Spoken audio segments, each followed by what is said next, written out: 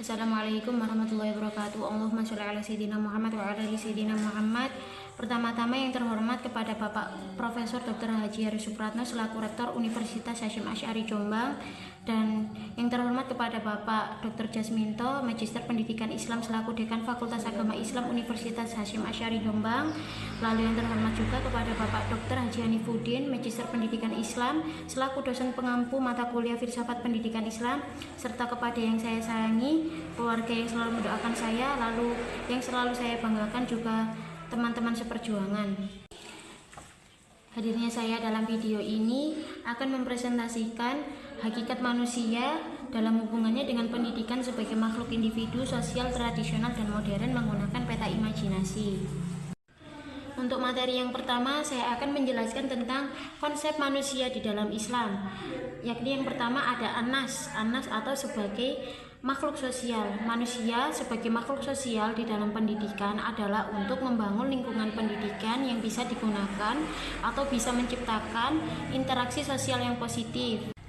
Kemudian yang kedua ada manusia sebagai al-bashar yang menekankan pada fisik serta biologis, dan dalam pendidikan manusia sebagai al-bashar ini menekankan pada perkembangan fisik dan kebutuhan secara pendidikan.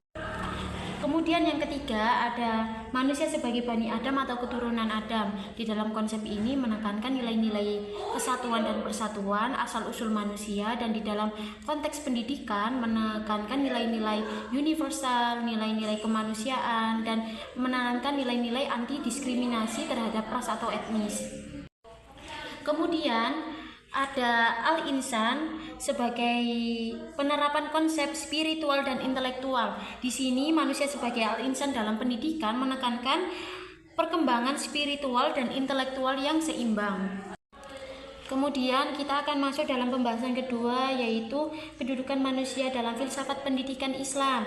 Yang pertama, manusia sebagai subjek pendidikan Islam. Dalam konteks ini, manusia memiliki tujuan mulia dalam pendidikan, yaitu mendekatkan diri kepada Allah dan mencapai derajat tertinggi dalam hierarki spiritual dan intelektual.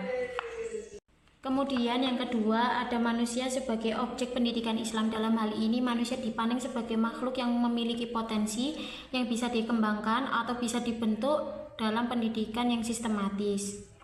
Kemudian yang ketiga yakni manusia memiliki peran dan kontribusi di dalam dunia pendidikan. Dalam konteks ini manusia memiliki dua peran, yakni sebagai subjek dan sebagai objek. Contohnya seperti menjadi pendidik, menjadi peserta didik, menjadi peneliti, menjadi pemikir, atau bahkan menjadi agen perubahan sosial.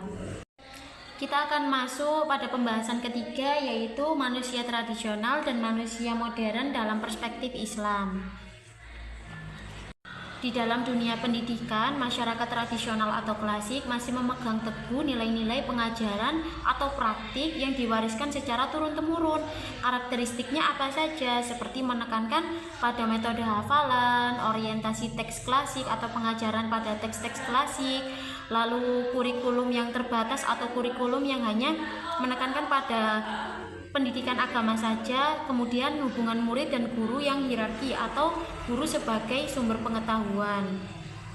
Kemudian konsep manusia modern di dalam dunia pendidikan adalah mengacu pada individu yang hidup di era globalisasi dan teknologi. Memiliki karakteristik yang pertama yaitu pendekatan yang kritis atau mendorong individu agar bisa berpikir lebih kritis dan analitis. Kemudian yang kedua adalah integrasi ilmu atau menggabungkan ilmu-ilmu agama dengan ilmu-ilmu umum. Kemudian ada metode pembelajaran interaktif, yaitu metode pembelajaran aktif seperti presentasi atau praktek, eksperimen dengan menggunakan teknologi. Kemudian yang terakhir adalah orientasi kompetisi yang memfokuskan individu agar lebih fokus pada perkembangan diri di dalam kompetisi dan pembelajaran aktif. Lalu ada implikasi perubahan sosial dari pendidikan Islam yang dipengaruhi oleh perubahan masyarakat tradisional ke masyarakat modern. Dalam hal ini, perubahan tersebut tentu membawa implikasi yang signifikan. Apa saja? Yang pertama ada kebutuhan interpretasi, yaitu mengajarkan pelajaran agama Islam atau pelajaran agama dalam konteks modern tanpa menghilangkan esensinya. Yang kedua ada pengembangan kurikulum, yakni untuk mengembangkan kurikulum pendidikan Islam agar bisa mencakup ilmu-ilmu modern.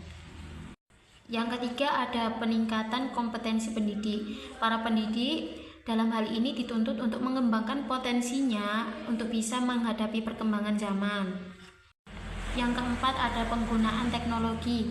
Dalam konteks ini, suatu proses pembelajaran mengharuskan menggunakan teknologi.